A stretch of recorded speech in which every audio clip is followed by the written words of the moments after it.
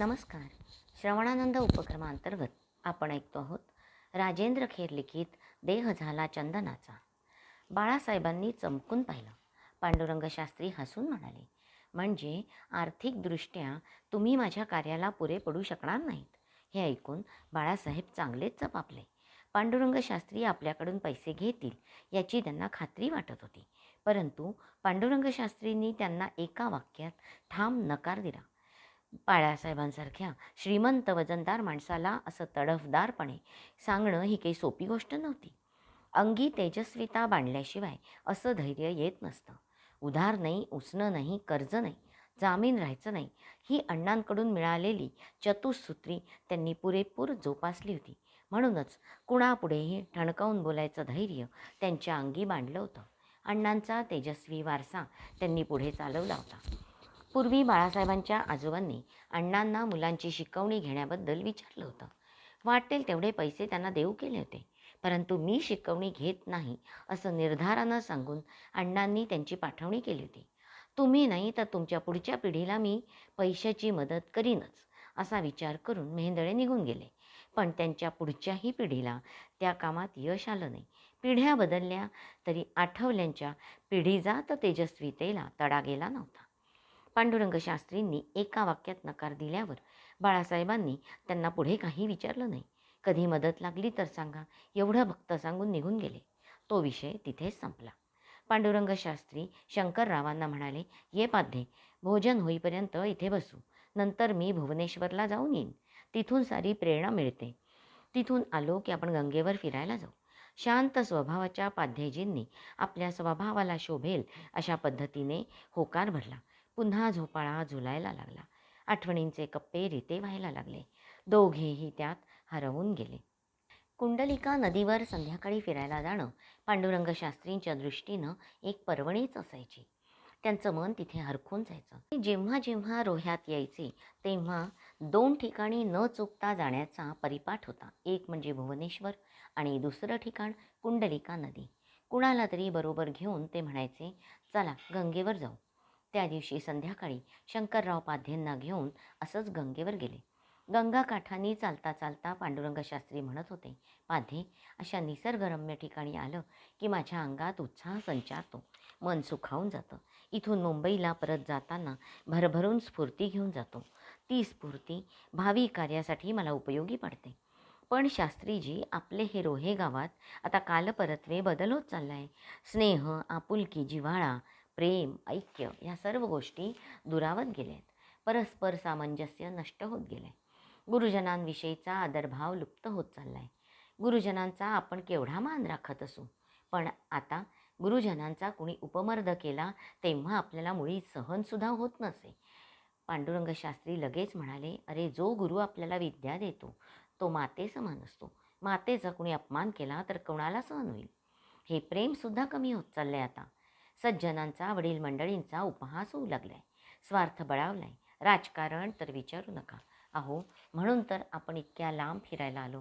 मला या गावकीच्या राजकारणाचा अतिशय तिटकारा आहे. चालताना पाध्ये एकदम म्हणाले, शास्त्रीजी, या बाजूनं चला, चांगलाच चिखल आहे. 2 दिवस पाऊस पडलाय. पांडुरंग शास्त्री त्यांच्याबरोबर अलीकडच्या बाजूनं चालायला लागले. पाध्ये तेव्हा म्हणत होते, शास्त्रीजी, उद्योगधंद्यांनी चोर पावलानं रोह्यात प्रवेश केला. गावाचं स्वरूप बिघडत चाललंय. उद्योगधंद्यांच्या आगमनामुळे झालेला बदल त्यांनी थोडक्यात कथन केला. विना परिश्रम धन मिळवण्याची वृत्ती बळावू लागली. उद्योगधंद्यांच्या पांढऱ्या पायांनी गावात प्रवेश केला. ज्ञानोपासनेकडे गावानं पाठ फिरवली. ज्ञानोपासनेचं महत्त्वच लुप्त होऊन गेलं. या साऱ्या परिस्थितीचं वर्णन करून पाध्येजी म्हणाले, ही मलिनता एकदम आली नसून हळूहळू आली आहे. पांडुरंग शास्त्री म्हणाले, खरं सांगू का पाध्ये, संपूर्ण समाजच आज मलिन झाला आहे. याला कारण आजचं भौतिक शिक्षण. काही झालं तरी आपल्या मुलानं BA व्हायलाच हवं, डॉक्टर, इंजिनियर व्हायलाच हवं. पाश्चात्य विचारसरणीतून निर्माण झालेलं हे भौतिक शिक्षण समाजाला अवनतीकडे घेऊन जाणार आहे. शिक्षण कशासाठी? तर पैसा आणि प्रतिष्ठा मिळवण्यासाठी. या पलीकडे कुणाला शिक्षणाचं महत्त्व कळतच नाही. महत्त्व कळलं तरी आधुनिक शिक्षण त्याला पुरं पडू शकत नाही. नुसतं सुशिक्षित होण्यापेक्षा सुसंस्कृत होणं महत्त्वाचं आहे. हे जोपर्यंत समाजाला कळत नाही तोपर्यंत अशीच अवनती होत राहणार. खाणं पिणं झोपणं एवढाच जीवनाचा अर्थ उरणार. सुसंस्कृत समाज घडवण्यासाठी मी तत्त्वज्ञान विद्यापीठाची म्हणूनच प्रस्थापना करतोय. आपल्या ऋषीमुनींनं ज्ञानानं महत्प्रयासानं सिद्ध केलेलं तत्त्वज्ञान तिथं शिकवलं जाईल. एक सांस्कृतिक केंद्र बनेल. सुप्त गुणांना ऊर्ध्वगामी बनवणारं ते प्रकाश केंद्र असेल. बोलताना शास्त्रींची दृष्टी नदीच्या लालबुंद पाण्याकडे गेली. विषयांतर करून उत्साहानं म्हणाले, लहानपणी पुराच्या अशा पाण्यात आपण उड्या मारायचो नाही का पाध्ये? आपण म्हणजे तुम्हीच तेवढे पुराच्या पाण्यात पोहायचे. आम्ही तुमचं पोहणं बघत काठावर बसायचो. पांडुरंग शास्त्री हसून म्हणाले, अजूनही तो उत्साह माझ्या अंगी आहे बरं का. पाध्येजी कौतुकानं त्यांच्याकडे बघत होते. पाध्ये, डोंगर, नदी, नाले, हिरवळ, चांदणं अशी निसर्गाची विविध रूपं बघताना माझं मन अतिशय मोहून जातं. आपल्या या सनातन भूमीत रामकृष्णांनी आपलं रक्त आटवलं. वसिष्ठ याज्ञवल्क्य डोंगरा एवढं कार्य केलं. पण आज या भूमीतला आजचा माणूस कसा आहे? पाध्येजींनी त्यांच्याकडे प्रश्नार्थक मुद्रेनं पाहिलं. आजचा माणूस आत्मविस्तृत आणि लाचार झालाय. त्याच्या अस्मितेचा कणाच गेलाय. त्याच्या मणक्यांना तेल कोण ओलावेल? ते काम मला करायचंय. जे एक आचार एक विचार असं पीठ असं मला उभारायचंय. आज तत्त्वज्ञान विद्यापीठाचं काम भगवंत कृपेने वेगानं चालू आहे. 11वी पास झालेल्यांना तत्त्वज्ञान विषय घेऊन 6 वर्षांनी BA करता येईल. पुढे MA होता येईल. शिक्षण कालात निसर्गाच्या सान्निध्यात विद्यार्थ्यांचं शैशव पुन्हा जागृत होईल. तारुण्य शक्तिमान बनेल. बुद्धी तल्लख होईल. अंगी तेजस्विता येईल. शिक्षणाबरोबर तिथला तरुण अतिशय सुसंस्कृत बनलेला असेल. हाच तरुण खऱ्या अर्थानं विकसित होईल. खाना पिना सोना या पलीकडे जाऊन तो कार्य करेल. आपल्या ऋषीमुनींना अभिप्रेत असलेलं कार्य त्याच्या हातून घडेल. संपूर्ण समाज खऱ्या अर्थानं सुसंस्कृत झाला तर समाज उन्नतावस्थेला जाईल. शिक्षणाचं कार्य मी प्रथम हाती घेतलं. दोघेही बरेच अंतर चालून गेले. आता पुन्हा परत फिरायला हवं होतं. दिवस मावळतीला टेकला. अभ्राच्छदित आकाशामुळे सूर्याचं दर्शन होत नव्हतं. गेले काही दिवस पडलेल्या पावसाने कुंडलिका नदीचं पात्र रुंदावलं होतं. नदीचं पाणी लाल दिसत होतं. नदीच्या दोन्ही काठांवरचा सारा परिसर हिरवागार झाला होता. पाण्याची डबकी साचून होती. काही ठिकाणी नुसता चिखल होता. चिखलातून वाट काढीत दोघे परतीच्या वाटेला लागले. पांडुरंग शास्त्री म्हणत होते, मला आगामी काळात पुष्कळ नवीन प्रयोग करायचे आहेत. तत्त्वज्ञान विद्यापीठ माझा पहिला प्रयोग असेल. आणखी कुठचे प्रयोग? पांडुरंग शास्त्री लगेच बोलले नाही. मनातले संकल्प कुणाला बोलून दाखवण्याचा स्वभाव नव्हता. मनाशी मात्र बोलायला लागले. पाध्ये काय सांगणार? प्रचलित समाजव्यवस्थेत भक्ती ही बासनात गुंडाळली आहे. मंदिरात अडकून पडली आहे. आजची मंदिरं आपल्या श्रेष्ठ ऋषीमुनींची कुचेष्टा करीत आहेत. मूर्तीपूजा विकृतीच्या अंतिम चरणात जाऊन बसली आहे. जे लोक थोडीफार उपासना करतात ते कर्मकांडात अडकले आहेत. तीर्थयात्रांमधला प्राण हरवलाय. मूळ उद्देश विस्मृतीत गेलाय. तीर्थक्षेत्र वैचारिक स्वच्छतेबरोबर भौतिक स्वच्छतेची सुद्धा वाट पाहतायत. यज्ञ कामनिक बनलेत. धर्मविचार बुद्धी प्रामाण्य घालवून बसलाय. तरुण वर्ग धर्मविचारांना तुच्छ मानतायत. धर्माच्या नावाखाली भोंदूबाबांचा सुळसुळाट वाढलाय. अध्यात्माचं शुद्धीकरण होऊन बसलंय. आणि सर्वांचा परिणाम म्हणजे आपल्या भारतीय संस्कृतीची तेजस्विता विजिगीषू मूल्य कालौघात नष्ट होत चालली आहे. या सर्व गोष्टींचा मला जीर्णोद्धार करायचा आहे. नवीन प्रयोग त्यासाठी करावे लागतील. पांडुरंग शास्त्री काही बोलतील असं पाध्येजींना वाटलं होतं. पण प्रत्यक्षात ते काहीच बोलले नाही. मघाच्या चिखलमय वाटेवर येऊन ते ठेपले होते.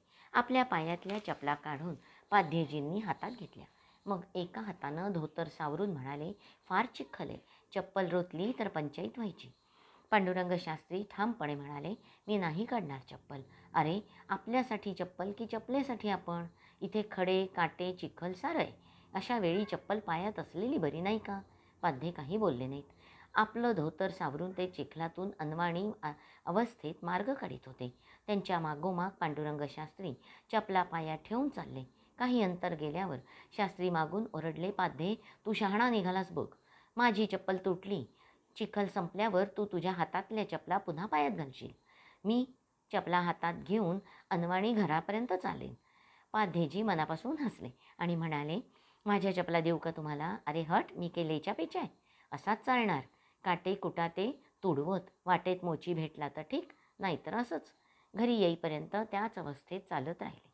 दुपारच्या वेळेस पांडुरंग शास्त्री आपल्या मुंबईच्या घरी येऊन पोचले. पार्वतीबाई त्यांची वाट पाहत होत्या. कसा झाला प्रवास? उत्तम. कोण कोण भेटलं रोह्यात? पाध्ये होता तिथे आणि बाळासाहेब मेहेंदळे भेटले. म्हणजे आपले मेहेंदळे वकील? हो, आपल्या घरी आले होते. काय सांगतोस? आई, तुला बरंच काही सांगायचं आहे. तत्पूर्वी मी स्नान उरकून घेतो. काही वेळातच पांडुरंग शास्त्री थंड पाण्यानं स्नान करून आले. आपल्या आईजवळ बसताना स्वयंपाकघरातल्या निर्मलाताईंना उद्देशून म्हणाले, अगं, तू पण ऐकायला ये ना. अहो हो, येतच होते. मलाही उत्सुकता आहे. निर्मलाताई तिथल्या एका खुर्चीत बसल्या. पांडुरंग शास्त्रींचं कथन मन लावून ऐकायला लागल्या. बरं का आई, रोह्यात जाऊन मी सारी माहिती घेऊन आलोय. बरोबर कागदपत्र आणलीत. अरे कसली चौकशी केली? कसली कागदपत्र? तू समाधीचं दर्शन घ्यायला गेला होतास ना? समाधीचं दर्शन घेतलं नेहमीप्रमाणे. ते झालंच गं, पण माझं आणखीन काम होतं. हे बघ, मला सविस्तर सांग पाहू.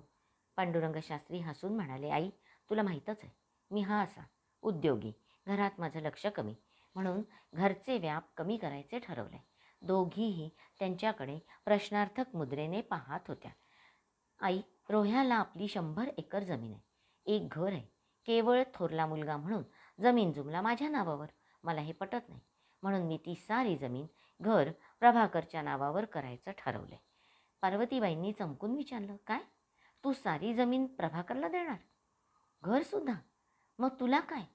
मला कशाला काय हवं? जमिनीचे किती पैसे येतील याचा अंदाज घ्यायला गेलो होतो. ती बातमी साऱ्या गावात पसरली. म्हणून तर बाळासाहेब तातडीनं आले होते.